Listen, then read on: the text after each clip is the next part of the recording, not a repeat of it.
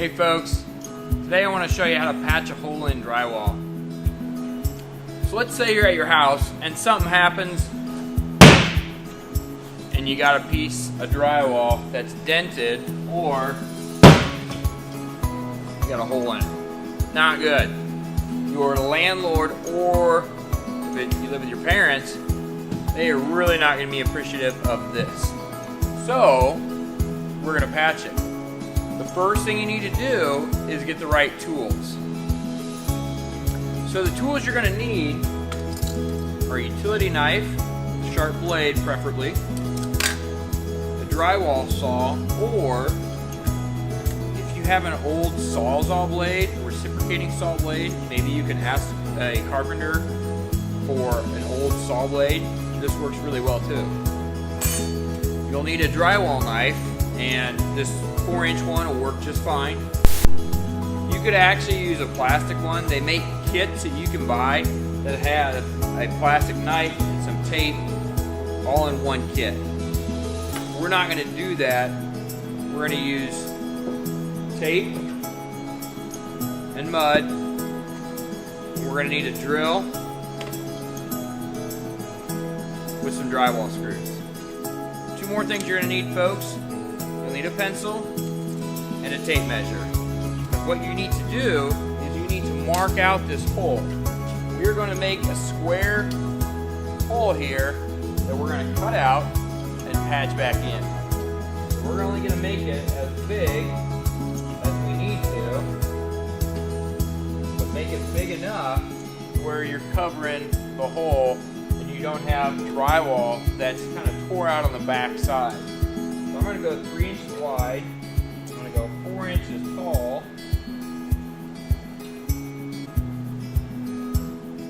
And I'm going to use my tape measure as a straight edge.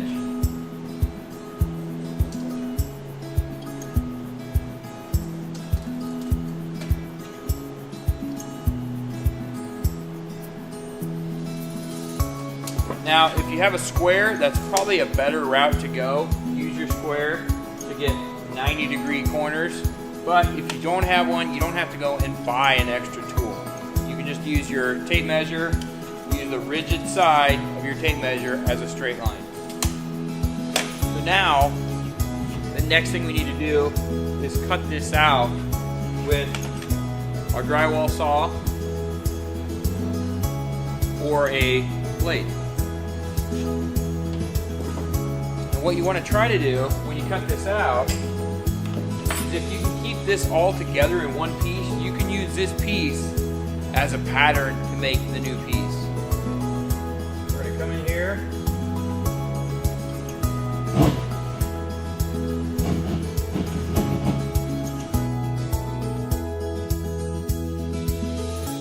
So I have my piece cut out, and I'm going to use that as a pattern. So I've got some nasty on the back. I'm just going to tear that off, discard it, but I want to save the piece. So I have another piece of drywall here.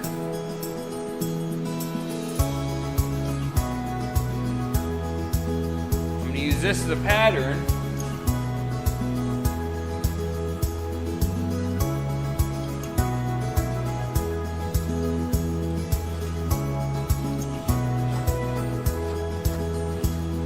I'm going to cut out that little corner. Now, do you have to go buy a whole sheet of drywall to patch a little hole? Probably not.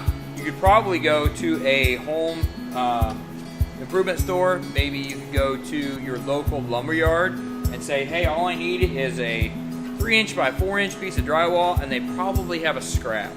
So that's what I would recommend. Go and ask them, maybe buy your mud from them, and then say, hey, do you have like a little tiny scrap of drywall I could use?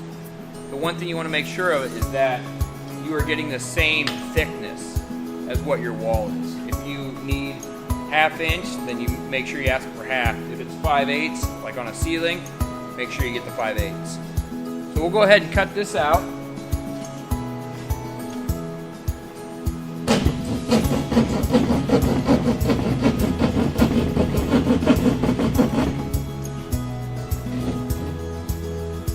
Now, if you cut one side, what you can do just take your knife, score the other line, cut the paper, and you can bend it, and then cut the paper on the back side. And there is your patch. Now before you stick this in there, you kind of try to fit it in, but don't just push it in and have it drop down your wall, because then you lost it and have to start again. So the next thing to do is kind of set this aside, and you need a backer board. You need something to go in there and provide backing for that piece. So this as well, you might be able to pick up a scrap at the local lumber yard.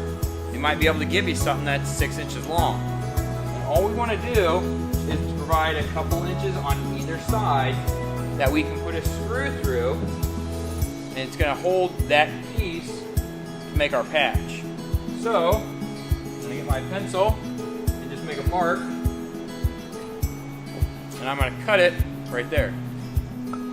So now I got my backer piece. I want to put a screw in the middle of that piece.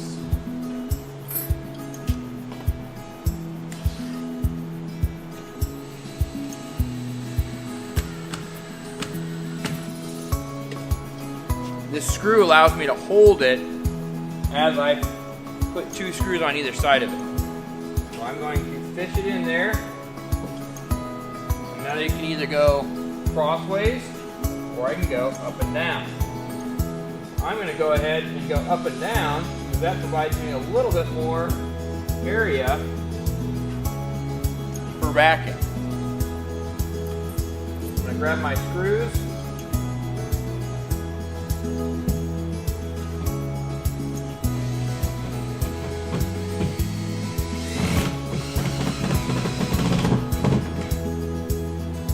Fasten one on the one side.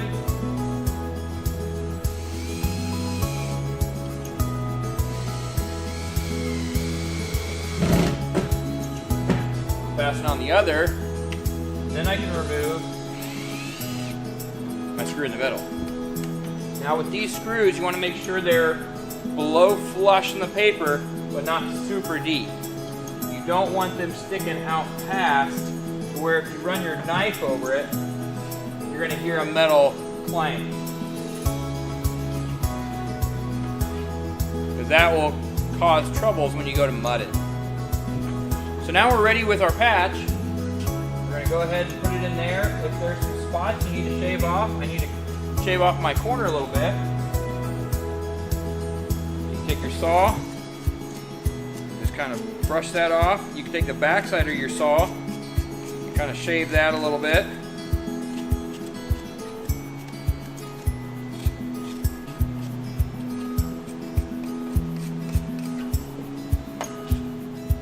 A nice tight fit is what you're looking for. So after you got your patch in there, go ahead and put 2 screws in it so it's not going to move.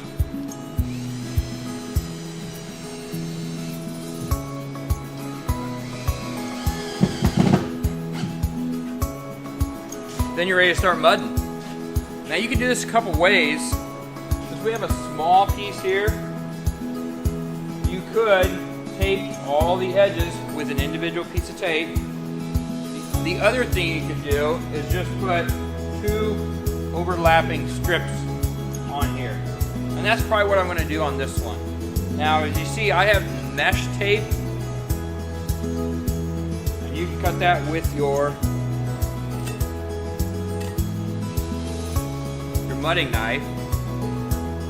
I actually like the paper tape better, but you can use the mesh tape no problem. So I'm going to put the one piece on there. The one thing with the mesh tape is it's self-adhesive, so it'll stick by itself. With the paper tape, you'll have to apply a little mud on there, then stick the paper tape on there.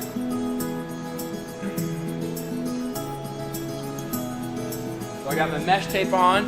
Now I'm ready to start mudding. So I have this used bucket of mud here. I'm going to come down the bottom of it, get a little bit, and then smear it on. see some of it's dripping down. You want to make sure if you're doing this on carpet or a hardwood floor or something, that you have some sort of throw down, maybe an old towel or an old blanket or something that's going to take up that mud and not get into the floor. So what you're going to do, you're going to mud this, making it smooth. This is the first coat. And so on your first coat, all you're really wanting to do is get that paper to stay, and you don't need to overdo it. So that's basically your first coat. Now as I do this, I'm pressing more firmly on the outside of my knife, and my middle is raised up a little bit, so I'm not removing all the mud from inside. I'm just removing all the mud from the outside, because I don't need mud on the outside, and I want it to flow seamlessly and not look like a big old raised up mountain in here when you look at it from the side. So that's first coat. So now we'll let it dry, and we'll come back when it's dry. All right, folks, so we're back with our patch. It's been a night. We left it overnight. It sat for around 15 hours or so. It's really dry. You put this on really thick, it might not be dry overnight. So that's one reason why you really want to put it on nice and thin and not really gop it on too thick. The other reason is now we have to sand this. And the more you leave on here that you don't scrape off, the more you're going to have to sand. So now we're to the sanding stage on this first coat. So what you can do is you can get a piece of the mesh tape, get a small piece, turn it backwards so the sticky is to your fingers, and sand that. It'll work in a pinch. What I'd recommend is getting an old piece of sandpaper, maybe an old sanding disc, and then just using that, and all you're going to do is just sand real lightly to knock down any ridges and to blend in where the mud meets the drywall.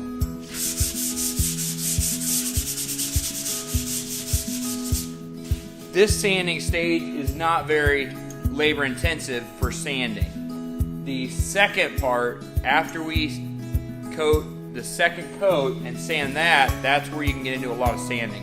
One thing you want to watch for is that you have some good ventilation so that you're not filling your lungs up with all this dust, because it can get pretty dusty. The other thing to think about is, again, your floor. If you have a hardwood floor and you're letting all that dust fall down there, sometimes it can get into that those little cracks, and it's really tough to get out. So I would recommend putting down a old blanket, something like a paint throw, anything like that, even an old t-shirt that you have that you just put down to where you're not getting all that dust on the floor that you'll have to clean up later. So now I got my sanding all done, and it was just a real light sanding. All I'm wanting to do is just knock down any ridges, get any high spots. I don't want to sand it to where I'm sanding into my tape. I don't want to undo what I did on the first coat. So now I'm going to get my mud again, and I'm going to do a second coat. And if you have the resources, a wider knife is better on this second coat. What we're wanting to do now is spread this out. We're going to put our mud on.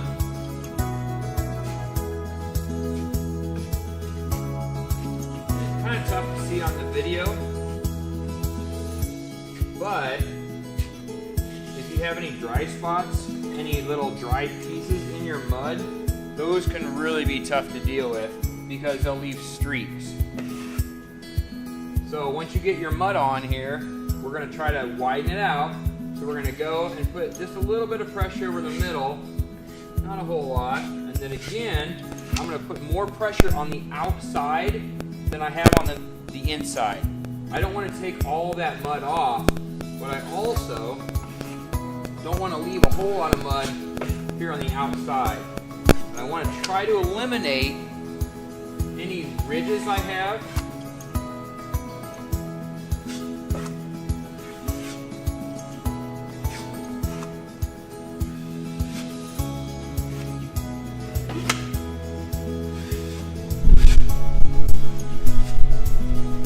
And then we'll call that good. One thing to really remember is you don't want to overdo it. The more you work this, sometimes the worse it can get. If you have it good and you think it's fine, leave it alone, let it dry. You can always come back, sand a little bit, put a little bit more mud on. So now after our second coat's on, we're going to leave this. One thing to remember is if you have any screw holes that weren't filled in this initial mud, you need to go ahead and fill those. What you need to do is just take a little bit of mud on your knife, kind of press it in there, and just swipe it off. Press it in there, swipe it off. You don't want to leave any big chunks of mud on here because you're going to have to come back and sand that, and sanding is not that much fun. Alright folks, so now we're ready to look at the second coat and see if we're done or not. So when you do the second coat, you're going to have to sand it lightly. Hopefully you didn't put a whole lot of mud on to where you can just do a little light sand and then be done. If you put a whole lot of mud on, you're going to have to sand quite a bit. Same thing, make sure you have some sort of throw down, some sort of towel or blanket, something that's going to collect all that dust. Also, if there's a lot of sanding, I would recommend wearing some sort of dust mask or a respirator, something that is going to catch that dust and not allow you to breathe it in. So we'll take a look at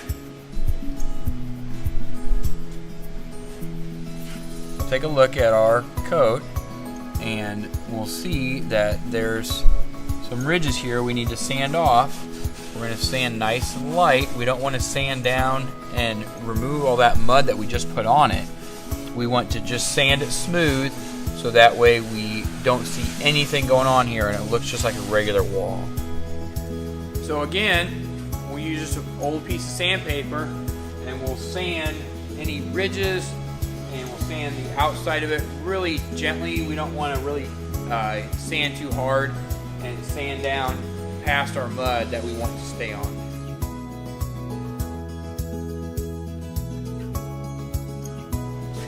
So we got it all sanded, and I left a little bit more on here than what I would have if this was at a job or at my house. I want to show you a little trick to see if you need to go and sand some more. So to just look at it, it looks like it's sanded and it's good to be painted over and you're done. But a little trick is you take any sort of light, I usually keep a flashlight in my pocket, and you come to the side here and you shine it down, and then it will show the shadows of any little pieces that need to be sanded more. So we're going to try to look at this. I don't know if we're going to be able to. So here we are at the side, and right now you can't really see anything. Putting a light on it, you can see that ridge right in there where we need to sand a little bit more. So taking your light, any sort of light that you can move, will work just fine. You take it to the side and it shows you where you need to sand a little bit more at. If we're always in this light, it's not really going to show that much, but different times of the day you'll have different light in that room. So if it's in the morning, you might see that ridge there, or in the evening where the light's coming in at an angle, you might see that ridge. So we want to go ahead and always test it by putting a light to the side, and then we can go and make any corrections. We can sand a little bit more, or we can put a little bit more mud in, or whatever we need to do. So I'm going to go ahead and I'm going to sand that little ridge off, and then we'll take a look at it again, but we'll probably be good to go after that.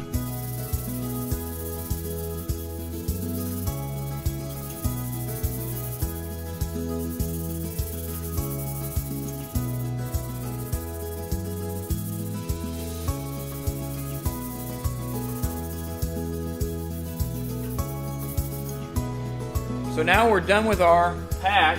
It's nice and smooth. You can run your hand over it, and I don't feel any ridges. I shone the light to the edge. I don't see any ridges that need to be sanded off. So now you'd be done. You'd be ready to paint, and then your patch looks like nothing ever happened. Like there was never even a hole there. So that's it, folks. One thing to remember is you always need to clean up after yourself in a way that's easier for you if you need to do it again. So with our drywall mud, when you're done with the mud, you really want to scrape around the edges and either throw that dried mud away, or if it's a wet mud and if it's still usable, put it down in the bottom. Then you could put like a plastic bag over this, and that'll keep that mud moist. It won't dry out, and you can use it again if you ever need it. This is probably somewhere around 5 to 6 years old. So you can use this over and over and over if you preserve it, if you take the time to keep it from drying out. Just a quick tip, folks. Hope you enjoyed the video, and I hope you learned something.